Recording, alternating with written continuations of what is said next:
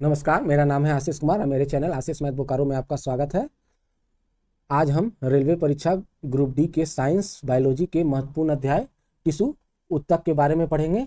आज हम इसकी परिभाषा, कार्य, संरचना और प्रकार के बारे में विस्तार से अध्ययन करेंगे। पिछले अध्याय में हमने कोशिका के बारे में पढ़ा था और मेरे वीडियो के PDF के लिए आप मेरे टेलीग्राम चैनल आशीष मैथ बोकारो में जा सकते हैं। चलिए बढ़ते हैं आगे वीडियो में। उत्तक टिश्यू।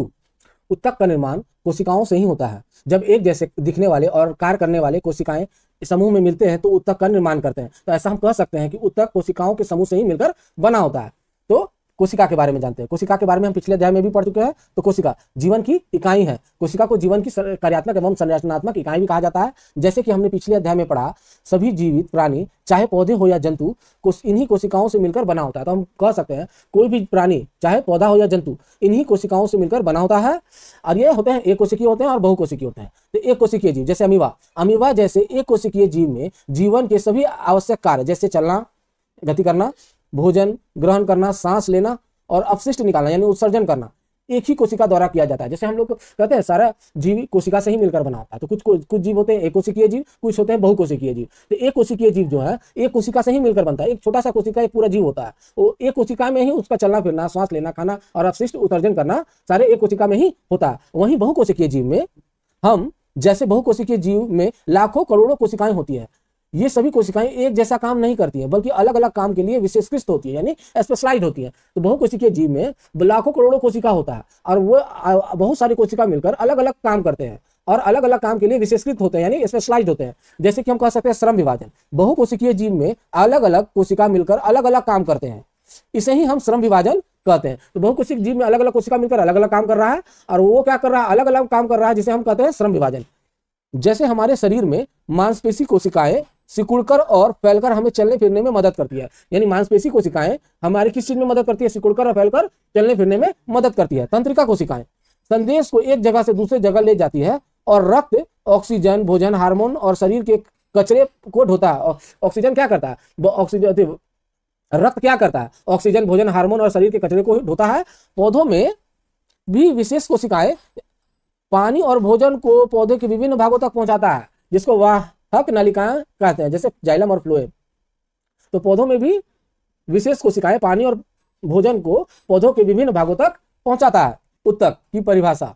उत्तक की परिभाषा, जैसा कि हमने कहा कि उत्तक जो है कोशिकाओं के समूह से ही मिलकर बना होता है। तो हम ऐसा कह सकते हैं जब एक ही प्रकार की दिखने वाली और एक जैसे कार्य करने वाली कोशिका एक समूह में व्यवस्थित होते हैं तो उसे उत्तक कहते हैं। जब एक जैसा दिखने वाला और एक ही प्रकार का कोशिका जब एक जगह समूह में आते हैं तो उत्तक का निर्माण करते हैं और ये उत्तक मिलकर अत्यंत कुशलता से काम करते हैं। ये उत्तक क्या करता है, अत्यंत कुशलता से काम करते हैं। रक्त, फ्लोएम और पेशीय उत्तक इसके अच्छे उदाहरण है। रक्त भी क्या है, एक उत्तक है। फ्लोएम भी उत्तक है जो पौधों में भोजन ले जाने और लाने का काम करता है। और पेशीय उत्तक ये उदाहरण है उत्तक के। क्या पौधे और जंतु एक ही तरह के उत्तक के बने होते हैं? क्या हम कह सकते हैं पौधे या जंतु एक ही तरह के उत्तक के बने हैं? नहीं, इनमें बहुत अंतर होता है। जैसे कि हम कह सकते हैं पौधे और जंतु के उत्तकों में काफी अंतर होता है क्योंकि उनके जीवन जीने का तरीका अलग है। क्योंकि उनके जीवन जीने का तरीका अलग होता है। गति और सहारा। पौधे गति नहीं कर सकते हैं और जंतु गति कर सकते हैं। तो पहला अंतर तो यही हो गया। पौधे स्थिर होते हैं, चलते नहीं हैं, उन्हें सीधा खड़ा रहने के लिए सहारा की जरूरत होती है, इसलिए उनमें बड़ी मात्रा में सहारा प्रदान करने वाले उत्तक होते हैं। और ये सहारा देने वाले उत्तक अक्सर मृत कोशिका से बने होते हैं। तो ये सहारा प्रदान करने वाले उत्तक कैसे बने होते हैं? मृत कोशिका के बने होते हैं, क्योंकि मृत कोशिकाएं भी यांत्रिक शक्ति प्रदान कर सकती हैं। तो हम कह सकते हैं कि पौधे स्थिर होते हैं, वो चलते फिरते नहीं है, वो सीधा खड़ा रहते हैं और सीधा खड़ा होने के लिए उन्हें सहारा प्रदान करने वाले उत्तकों की आवश्यकता होती है। और ये उत्तक मृत होते हैं, अक्सर मृत होते हैं। यानी सहारा प्रदान करने वाले जो बाहरी आवरण, किसी भी पेड़ का जो बाहरी आवरण जो छाल होता है वो सहारा प्रदान करता है पेड़ को, और उसे क्या होता है, मृत कोशिका से बना होता है। और जंतु जो है भोजन, साथी और रहने की जगह की तलाश में घूमते फिरते हैं यानी विचरण करते हैं। जंतु क्या करते हैं, भोजन, साथी और रहने की जगह की तलाश में घूमते फिरते हैं। चलने फिरने में अधिक ऊर्जा खर्च होती है, इसलिए जंतु के अधिकांश उत्तक जीवित होते हैं। पौधों में ऐसा नहीं होता है, वो चलते फिरते तो है नहीं, वो एक जगह स्थिर होते हैं और उन्हें स्थिर होने के लिए सहारा देने वाली कोशिकाओं की आवश्यकता होती है। और ये सहारे देने वाली कोशिकाएं किससे बनी होती हैं? ये मृत कोशिका से बनी होती है। उसी तरह जंतु में ये तो घूमते फिरते हैं, विचरण करते हैं और विचरण में अधिक ऊर्जा खपत होता है, इसलिए इसकी अधिकांश कोशिकाएं जीवित होती हैं। बढ़ते आगे। वृद्धि ग्रोथ के आधार पर पौधे और जंतु में अंतर। तो पौधे वृद्धि कुछ खास हिस्से में होता है, पौधे में वृद्धि कुछ खास हिस्सों में जैसे जड़ और तनों के सिरों पर ही सीमित रहती है।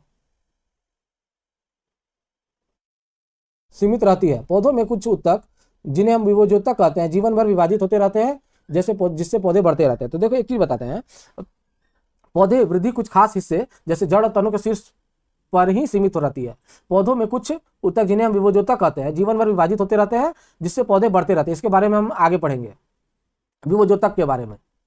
तो पौधे का जो कुछ खास हिस्सा जैसे जड़ और तना होता है ना, सिर्फ वही बढ़ता है। जैसे कोई भी पौधा है उसका जड़ और तना ही बढ़ता है, बाकी हिस्सा वैसा ही रहता है। और जंतु में उसी के बजाय जंतु में वृद्धि पूरे शरीर में एक समान होती है। उसी तरह जंतु में वृद्धि पूरे शरीर में समान रूप से होती है। जंतु में पौधों की तरह विभाजन करने वाले और ना विभाजन करने वाले अविभाज्य क्षेत्र का कोई स्पष्ट सीमा नहीं होता है। पौधों में तो हमें पता है कौन सा क्षेत्र विभाजित हो रहा है, कौन सा क्षेत्र में वृद्धि होता है। और जैसे कि जड़ तनों में अधिक वृद्धि होता है, जड़ बड़ा होते जाता है जमीन के अंदर, ऊपर का सिरा भी बड़ा होते जाता है, तो हम कह सकते हैं कि पौधे में वृद्धि जड़ और तनों पर अधिक होती है। उसी तरह जंतु में ये पूरे शरीर में एक समान रूप से होता है। इस जंतु में पौधों की तरह विभाजन करने वाले विभाज्य और ना विभाजन करने वाले अविभाज्य क्षेत्र का कोई स्पष्ट सीमा नहीं होता है। संरचनात्मक जटिलता। जंतु में अंग और अंग तंत्र का संगठन पौधों की तुलना में जटिल होता है। जंतुओं में अंग और अंग तंत्र का संगठन पौधों की तुलना में अधिक जटिल और विशिष्ट होता है। यह उनके गतिशील जीवन और भोजन ग्रहण करने की अलग प्रक्रिया के कारण है। यह किस लिए है? यह उसके गतिशील जीवन और भोजन ग्रहण करने की अलग प्रतिक्रिया के कारण है।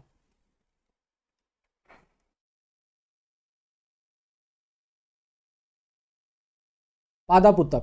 ऊतक भी दो प्रकार के होते हैं, पादप ऊतक और जंतु ऊतक।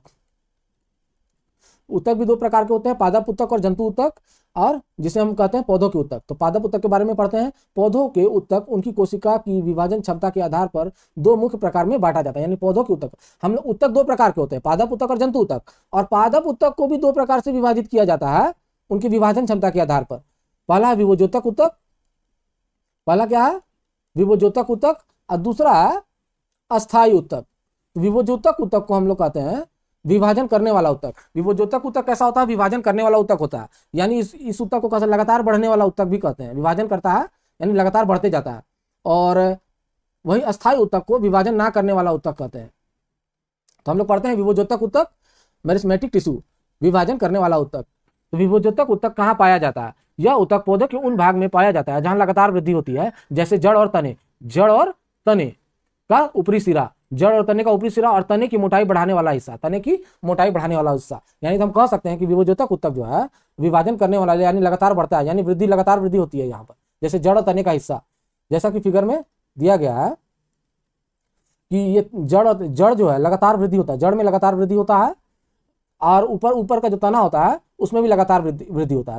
तो हम कह सकते हैं तनों के शीर्ष में और जड़ों के शीर्ष में विभोजोतक ऊतक पाया जाता है।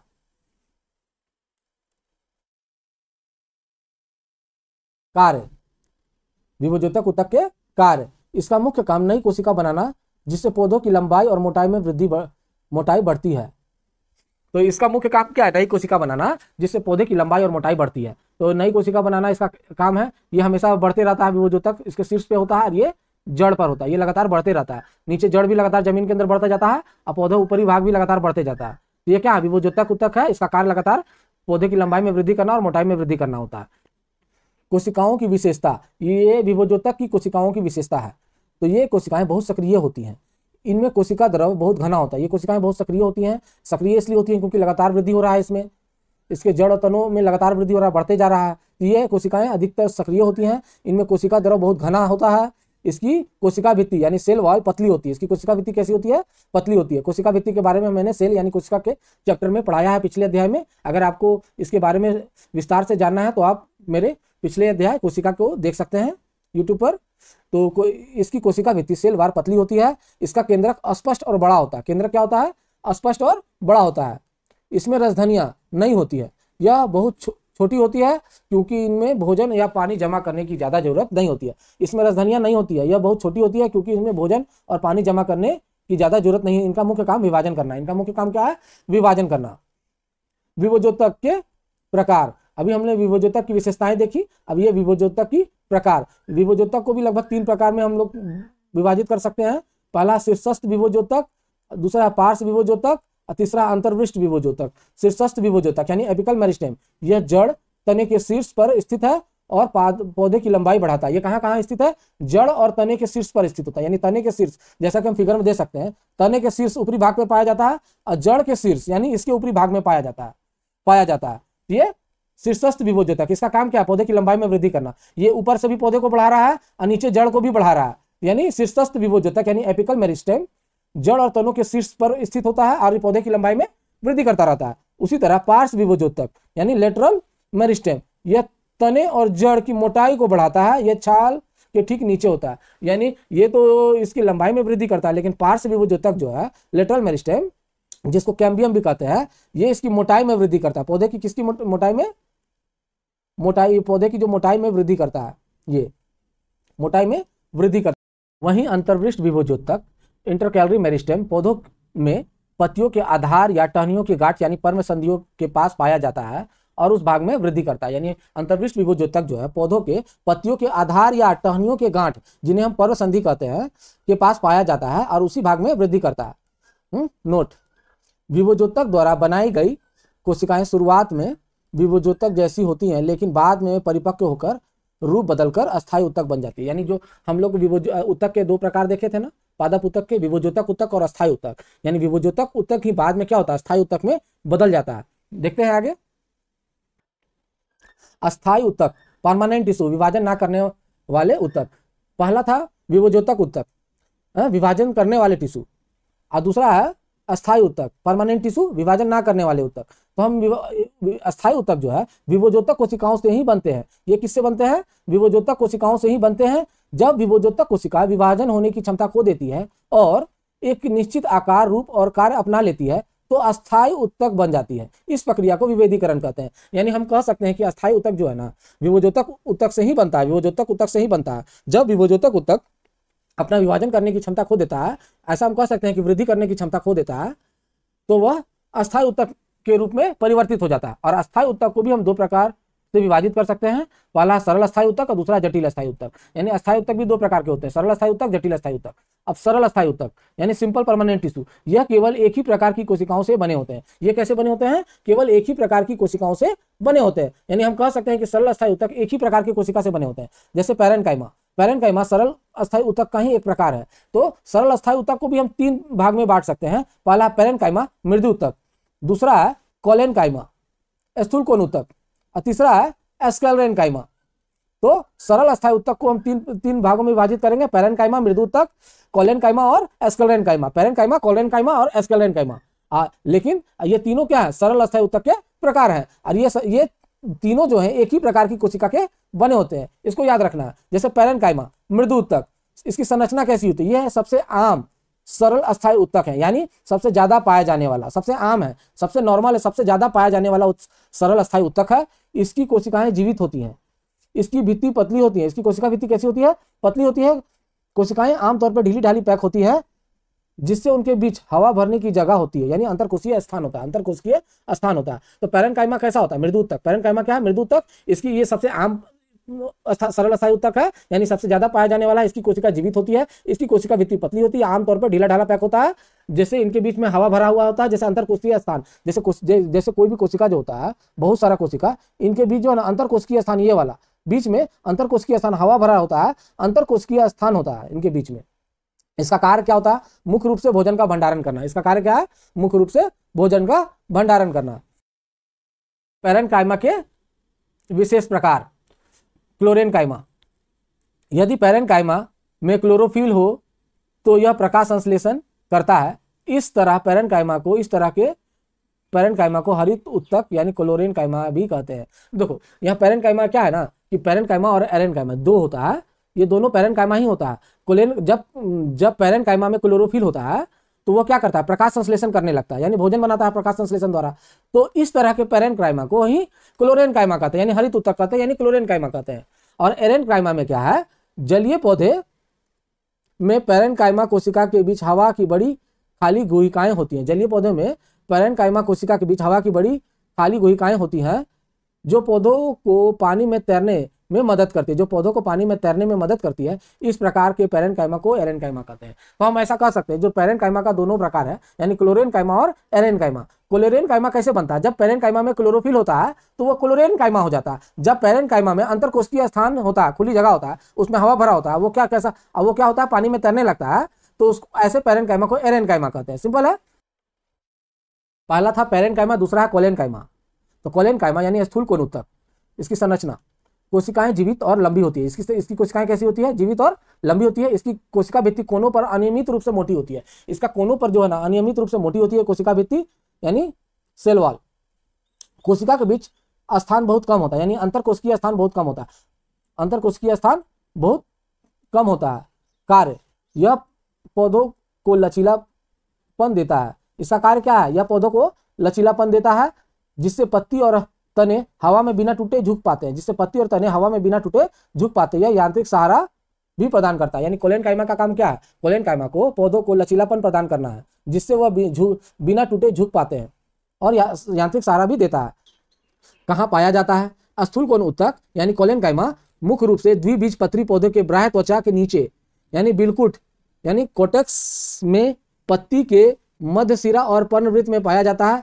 यह एक बीजपत्री पौधों में आमतौर पर अनुपस्थित होता है। एपिडर्मिस के नीचे पर्णवृत्त के बंडल में पाया जाता है। यह कहाँ पाया जाता है? एपिडर्मिस के नीचे पर्णवृत्त के बंडल में पाया जाता है। तो ये कहाँ पाया जाता है? स्थूल कोण ऊतक यानी कोलेन्काइमा मुख्य रूप से द्विबीजपत्री पौधों के बाह्य त्वचा के नीचे पाया जाता है, जिसको हम लोग कहते हैं पर्णवृत्त। आगे बढ़ते हैं। स्क्लेरेन्काइमा, ये सरल अस्थायी ऊतक का ही प्रकार है। पहला था पैरेन्काइमा, दूसरा था कोलेन्काइमा, तीसरा है स्क्लेरेन्काइमा। इसकी संरचना, इस ऊतक की कोशिकाएं मृत होती हैं। ये लंबी और पतली होती है। इसकी कोशिका कैसी होती है? लंबी और पतली होती है। इसकी कोशिका भित्ति लिग्निन नामक रासायनिक पदार्थ के जमाव के कारण बहुत मोटी और कठोर होती है। भित्ति इतनी मोटी हो सकती है कि कोशिका के अंदर कोई जगह ना बचे। भित्ति इतनी मोटी हो जाती है कि कोशिका के अंदर कोई जगह ना बचे। तो स्क्लेरेन्काइमा कैसा होता है? इसका कोशिका मृत होता है। ये इसकी कोशिका लंबी और पतली होती है। लिग्निन नामक रासायनिक पदार्थ के कारण यह बहुत मोटा और कठोर हो जाता है, और इतना मोटा हो जाता है कि इसके बीच कोई जगह ही नहीं बनता, कोशिका के अंदर कोई जगह नहीं बचता। इसका कार्य, स्क्लेरेन्काइमा के कार्य, यह पौधे को कठोरता और मजबूती प्रदान करता है। यह क्या करता है? पौधों को कठोरता और मजबूती प्रदान करता है। उदाहरण के लिए नारियल का बाहरी रेशेदार छिलका स्क्लेरेन्काइमा से बना होता है। नारियल का बाहरी जो रेशेदार छिलका होता है किससे बना होता है? स्क्लेरेन्काइमा से बना होता है। यह तने के संवहन बंडल के पास भी पाया जाता है। कहाँ पाया जाता है? तने के संवहन बंडल के पास, पत्तियों की नसों यानी सिराओं में पाया जाता है। बीजों और फलों की कठोर छिलकों के पास भी पाया जाता है। यह बीजों और फलों के कठोर छिलकों के पास भी पाया जाता है। संक्षेप में स्क्लेरेन्काइमा पौधों को सहारा देने वाले महत्वपूर्ण मृत ऊतक है, जिसकी मोटी लिग्निन युक्त कोशिका भित्ति इसे कठोर और मजबूती प्रदान करती है। यह पौधों के विभिन्न भागों में पाया जाता है और उन्हें यांत्रिक क्षति से बचाता है। यह कैसा करता है? विभिन्न भागों में पाया जाता है और यांत्रिक क्षति से बचाता है। जटिल अस्थायी ऊतक, कॉम्प्लेक्स परमानेंट टिश्यू।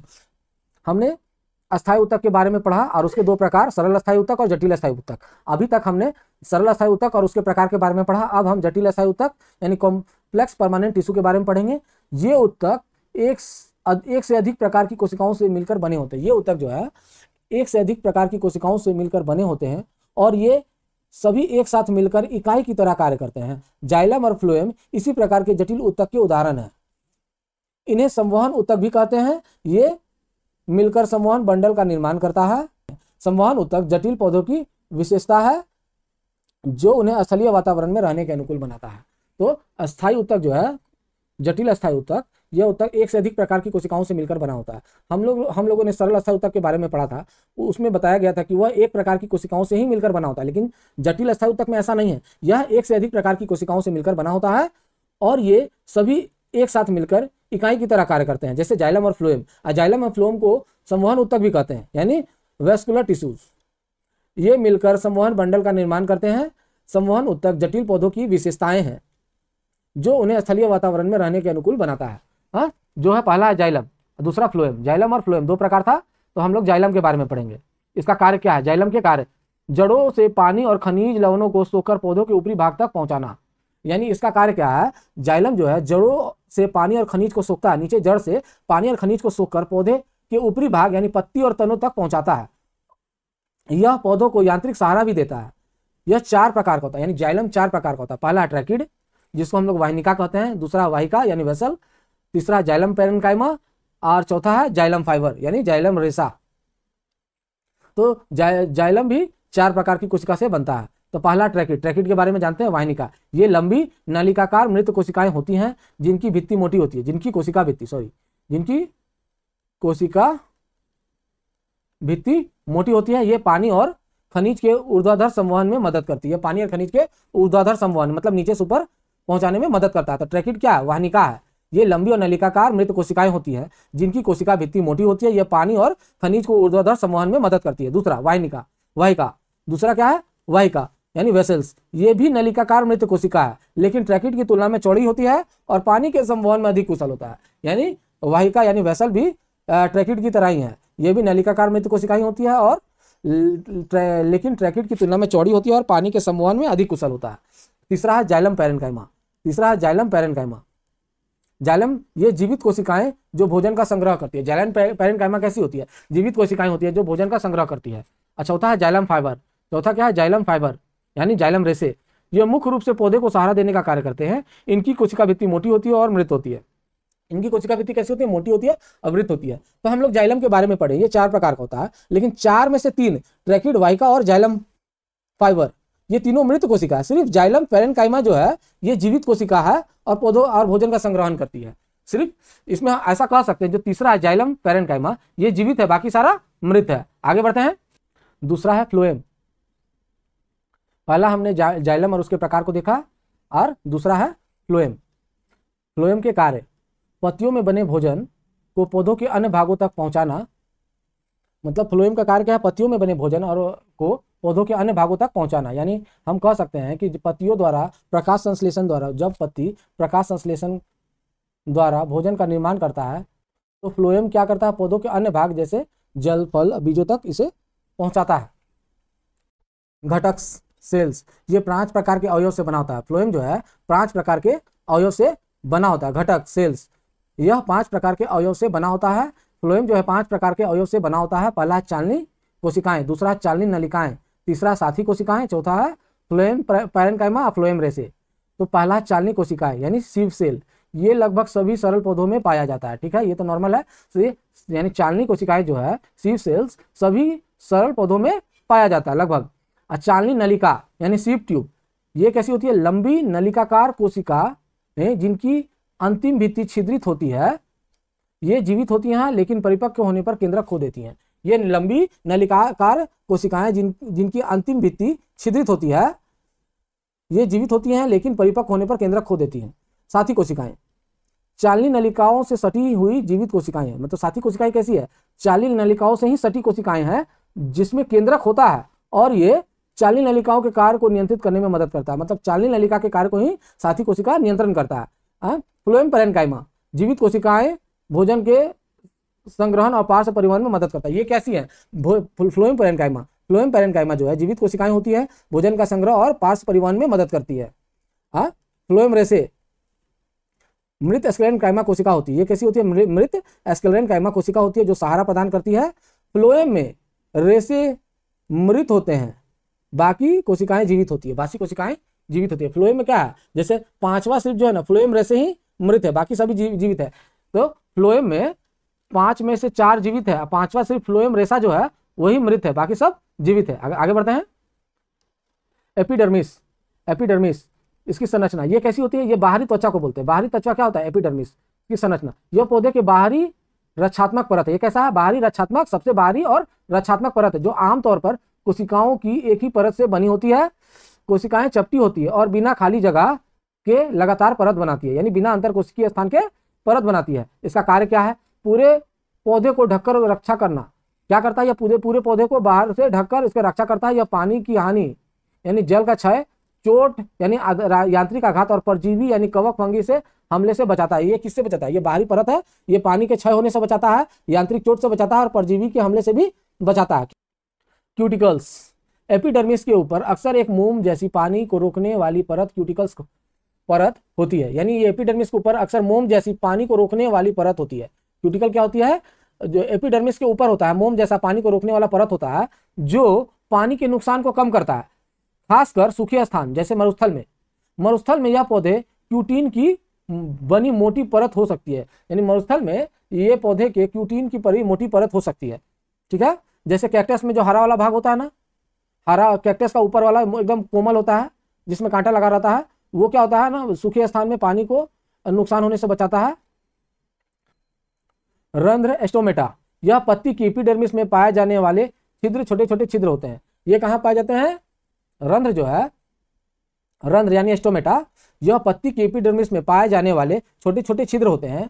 प्रत्येक रंध्र 2 सेम के बीच के आकार की कोशिकाओं से घिरा होता है, जिसे रच्छी कोशिकाएं कहते हैं। किससे कहते हैं? रच्छी कोशिकाएं कहते हैं। रंध्र क्या होता है?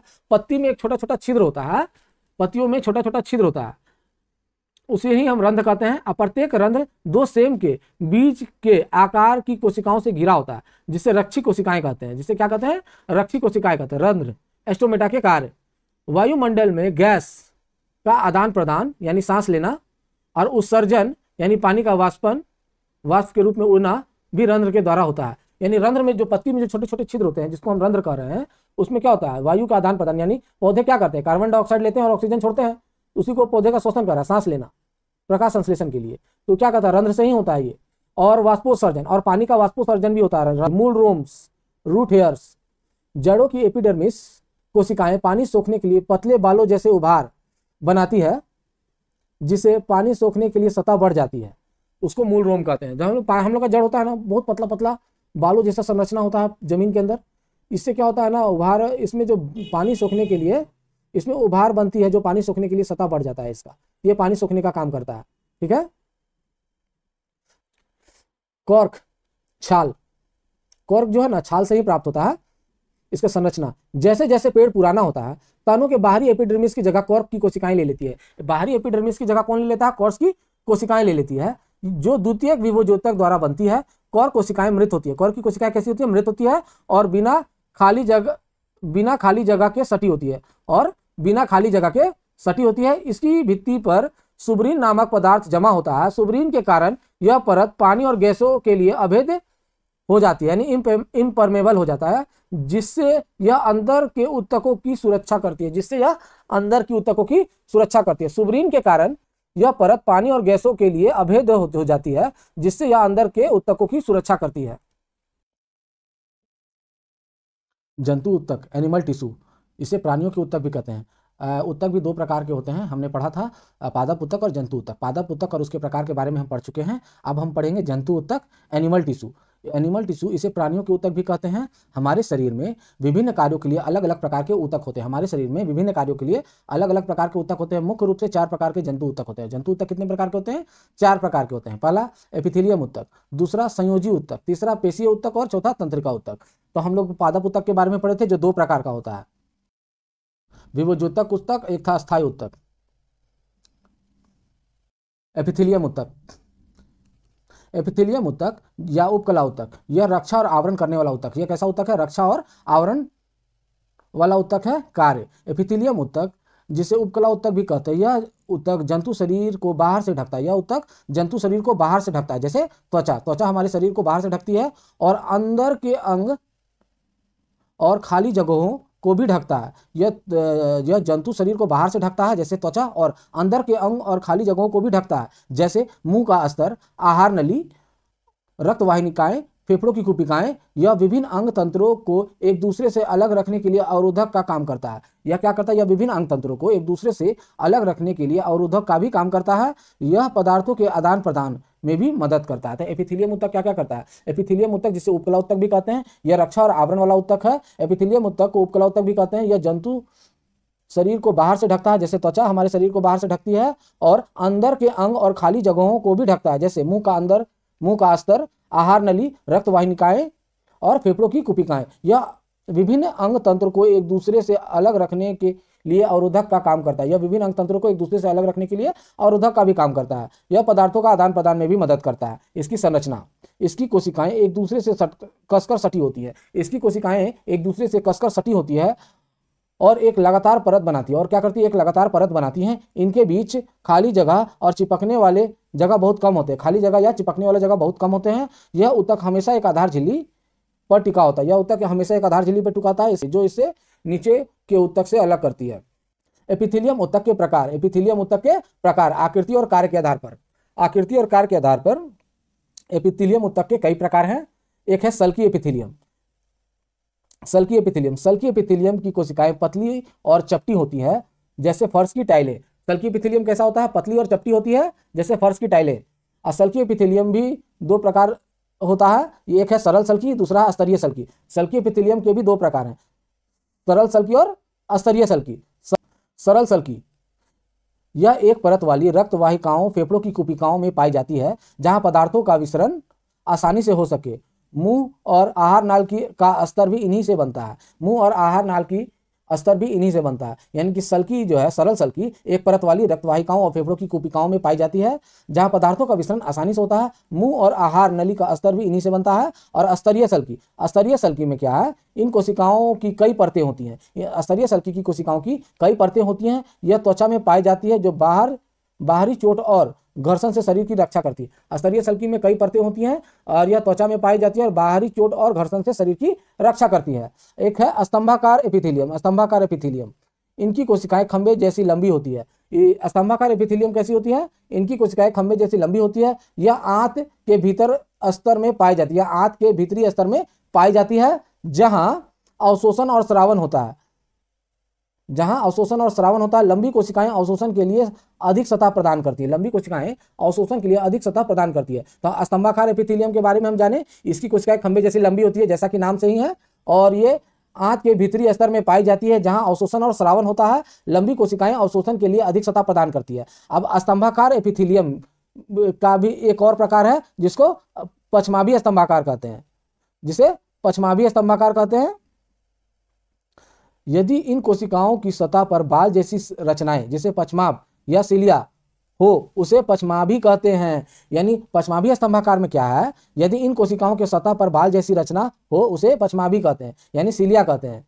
ये सिलिया हिल सकते हैं। ये सिलिया कैसे हिल सकते हैं? ये हिल डुल सकते हैं और अपने ऊपर के पदार्थ जैसे श्लेष्मला म्यूकस को आगे ढकेल सकते हैं।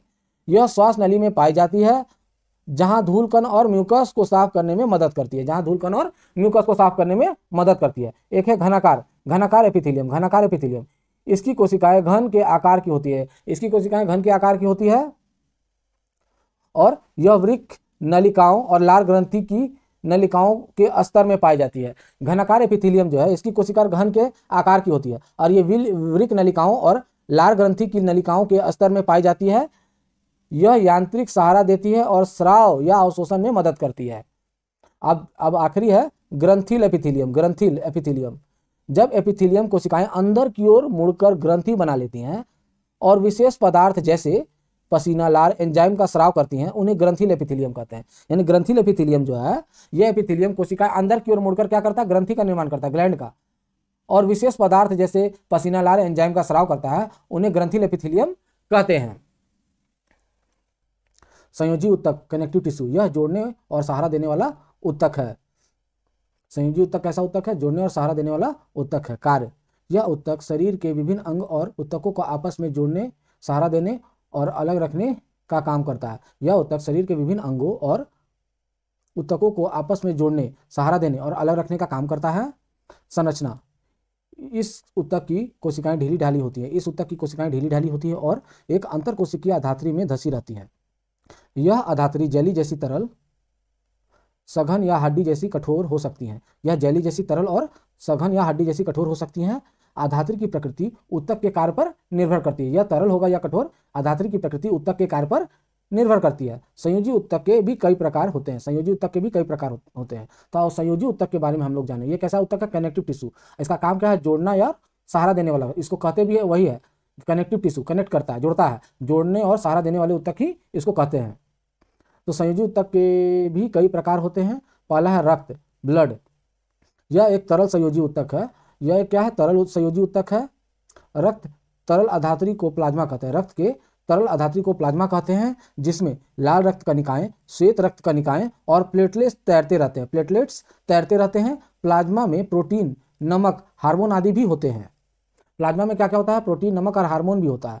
और रक्त के तरल अधात्री को प्लाज्मा कहते हैं, जिसमें लाल रक्त कणिकाएं और श्वेत रक्त कणिकाएं और प्लेटलेट्स तैरते रहते हैं। और प्लाज्मा में प्रोटीन, नमक और हार्मोन भी होता है।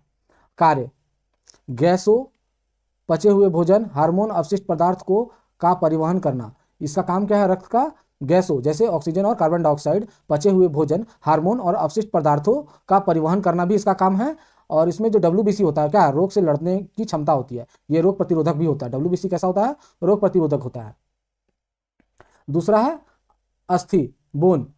दूसरा है अस्थि, यह कठोर और मजबूत संयोजी उत्तक है। यह कैसा संयोजी उत्तक है? अस्थि यानी बोन, यह कैसा संयोजी उत्तक है? यह कठोर और मजबूत संयोजी उत्तक है। कार्य, शरीर का ढांचा पंजर बनाना। इसका कार्य क्या है? शरीर का ढांचा पंजर बनाना, शरीर का आकार और सहारा देना, मांसपेशियों को जुड़ने के लिए जगह देना और आंतरिक अंगों की रक्षा करना। तो हम अस्थि और बोन के बारे में जाना है। यह भी मजबूत और कठोर संयोजी उत्तक है। इसका कार्य क्या है? शरीर को ढांचा बनाना, शरीर का ढांचा बनाना, शरीर का आकार और सहारा देना, मांसपेशियों को जुड़ने की जगह देना और आंतरिक अंगों की रक्षा करना। संरचना, अस्थि कोशिकाएं कैल्शियम और फास्फोरस से बनी कठोर अधात्री में धसी होती है। यानी हम कह सकते हैं कि अस्थि कोशिकाएं जो है ना, कैल्शियम और फास्फोरस से बनी होती है। उपास्थि यानी कार्टिलेज, यह अस्थि से कम कठोर लेकिन लचीला संयोजी उत्तक है। अस्थि तो कठोर और मजबूत था, लेकिन यह अस्थि से कम कठोर लेकिन लचीला संयोजी उत्तक है, उपास्थि। इसकी संरचना, कोशिकाएं प्रोटीन और शर्करा की बनी ठोस अधात्री में होती है, धसी होती है।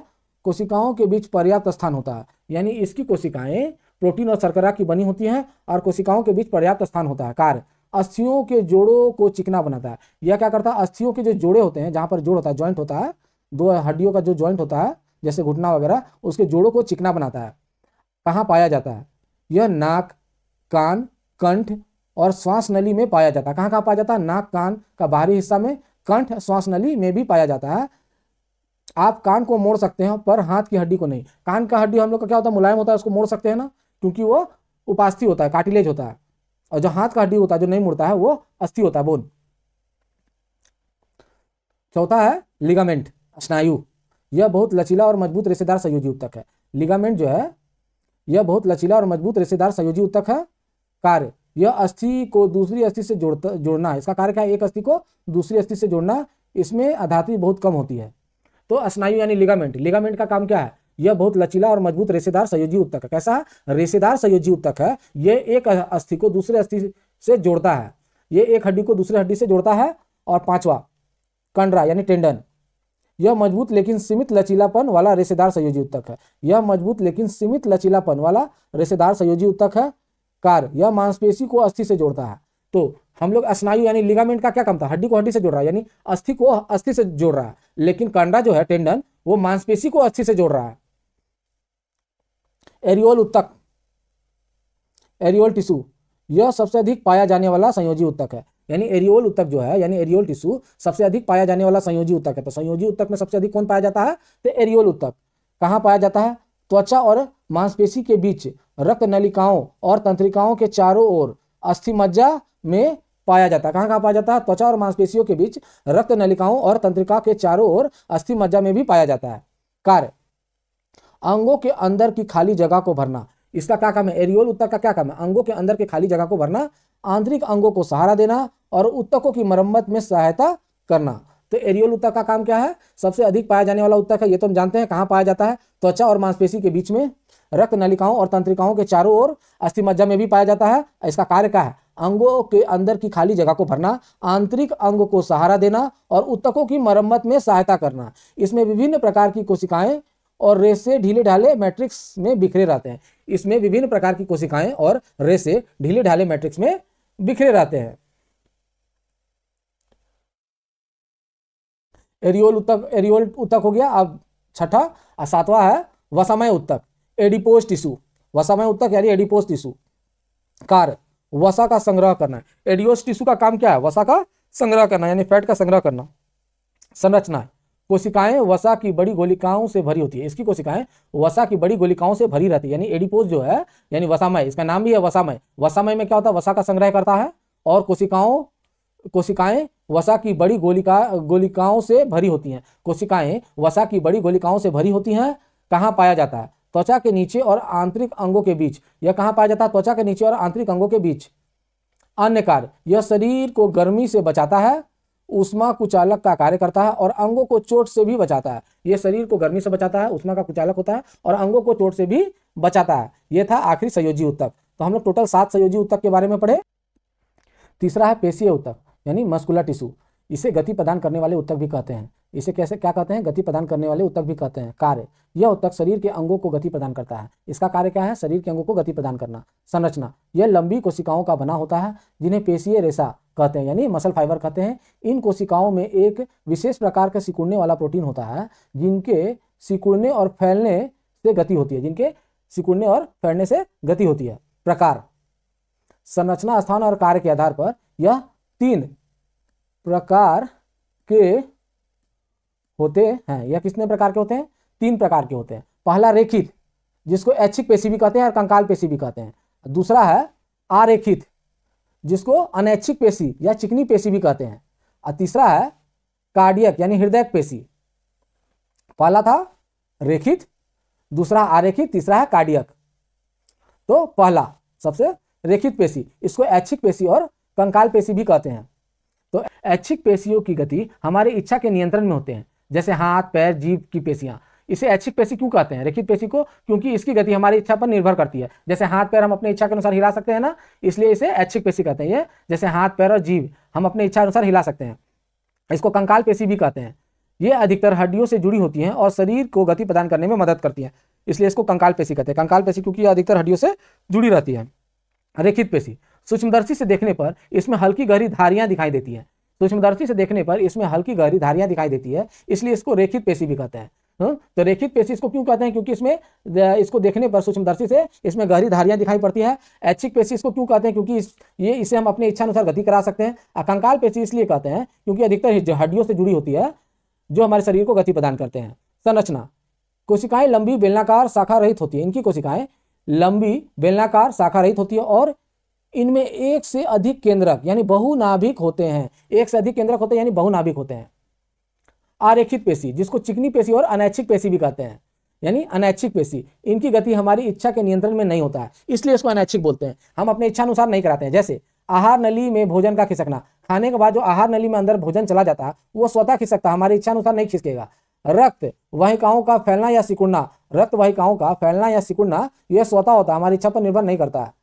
आंख की पुतलियों का सिकुड़ना, ये सब क्या है? अनैच्छिक पेशी का काम है। और इसे आरेखित और चिकनी पेशी भी कहते हैं क्योंकि इसमें धारियां नहीं होती है। रेखित पेशी में क्या था? उसको माइक्रोस्कोप से देखने पर इसमें धारियां होती थी, इसलिए उसको रेखित पेशी कहते हैं। लेकिन इसे आरेखित है क्योंकि यह धारियां नहीं होती है, इसलिए इसको चिकनी पेशी कहते हैं। संरचना इसकी कैसी होती है? इसकी कोशिका लंबी, बीच में मोटी और सिरों पर पतली होती है। इसकी कोशिकाएं कैसी होती है? लंबी, बीच में मोटी और सिरों पर पतली होती है। इनमें केवल एक केंद्रक होता है यानी एक केंद्र की होता है। कहां पाई जाती है? ऐच्छिक पेशी में इनमें केवल एक केंद्रक होता है यानी एक केंद्र की होता है। वहीं ऐच्छिक पेशी में यानी रेखित पेशी में एक से अधिक केंद्रक होता है, लेकिन आरेखित पेशी यानी अनैच्छिक पेशी में एक केंद्रक होता है। और कहाँ पाया जाता है? आंतरिक अंगों जैसे अमाशय, आंत, मूत्राशय, रक्त वाहिनियां की दीवारों में। कहाँ पाया जाता है? आंतरिक अंगों की दीवारों में पाया जाता है, जैसे अमाशय, आंत, मूत्राशय, रक्त वाहिनियां। और आंखों की पलक में पाया जाता है, मूत्र वाहिनी में, और फेफड़ों की श्वसनी में पाया जाता है। कार्डियक पेशी यानी हृदय पेशी, कार्डियक मसल, यह केवल हृदय की दीवारों में पाई जाती है। कार्य, यह जीवन भर बिना थके लयबद्ध तरीके से सिकुड़ती है और फैलती रहती है, जिससे रक्त पंप होता है। यह जीवन भर बिना थके सिकुड़ता और फैलते रहता है। इस तरह यह जीवन भर इस तरह सिकुड़ता और फैलता रहता है, बिना थके रक्त को पंप करता है। अनैच्छिक, इसकी गति हमारी इच्छा पर नियंत्रण नहीं होती है, यह ऑटोमेटिक होता है, इसका ये हमारी इच्छा पर नियंत्रण नहीं होता है, इसलिए इसे अनैच्छिक भी कहते हैं। संरचना, कोशिकाएं बेलनाकार होती हैं, लेकिन इसमें शाखाएं होती हैं जो आपस में जुड़कर एक जाल बनाती हैं। इसमें धारियां होती हैं और आमतौर पर एक केंद्रक होता है यानी एक केंद्र की होता है। अब चौथा है तंत्रिका ऊतक। तंत्रिका ऊतक नर्वस टिश्यू, संदेश और नियंत्रण करने वाला टिश्यू होता है। कार्य, बाहरी वातावरण से उत्तेजनाओं जैसे स्पर्श, ध्वनि, प्रकाश आदि को ग्रहण करना, उसकी विश्लेषण करना और शरीर के विभिन्न अंगों तक संदेश पहुंचाना, जिससे शरीर प्रतिक्रिया कर सके। यह शरीर के विभिन्न कार्यों को समन्वय और नियंत्रण करता है। कहाँ पाया जाता है? मस्तिष्क, मेरुरज्जु और तंत्रिका तंत्र में इसी में पाया जाता है। इसी ऊतक में से बने होते हैं। यह मस्तिष्क, मेरुरज्जु और तंत्रिकाएं इसी ऊतक से बने होते हैं। यानी तंत्रिका ऊतक जो है मस्तिष्क, मेरुरज्जु और तंत्रिकाएं इसी ऊतक से बने होते हैं, यानी तंत्रिका ऊतक से बने होते हैं। संरचना, यह तंत्रिका कोशिका यानी नर्वस सेल या न्यूरॉन से बना होता है। यह तंत्रिका ऊतक यानी नर्वस सेल यानी न्यूरॉन से बना होता है। न्यूरॉन इस ऊतक की इकाई है। न्यूरॉन क्या है? इस ऊतक की निशाई है। मस्तिष्क, ये जो भाग है ये मस्तिष्क है। ये जो भाग जो है मस्तिष्क है। और ये है स्पाइनल कॉर्ड, मेरुरज्जु और तंत्रिकाएं यानी नर्व्स। ये जो निकला हुआ है पीले रंग का ये तंत्रिकाएं हैं, नर्व्स।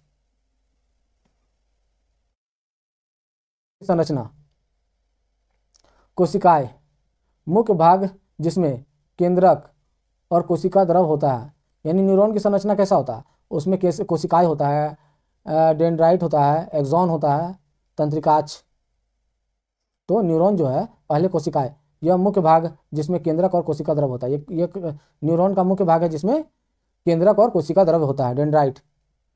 कोशिकाएं से निकलने वाले छोटे पतले और शाखित प्रवर्ध जो अन्य न्यूरॉन से संदेश ग्रहण करते हैं। डेंड्राइट किसको कहते हैं? यह कोशिकाएं से निकलने वाले छोटे पतले शाखित प्रवर्ध जो न्यूरॉन से संदेश ग्रहण करते हैं। एक्सॉन, तंत्रिकाक्ष, कोशिकाएं से निकलने वाले एक लंबा प्रवर्ध जो संदेश को कोशिकाएं से दूर ले जाता है। यह 1 मीटर तक लंबा हो सकता है, यानी एक्सॉन जो है 1 मीटर तक लंबा हो सकता है।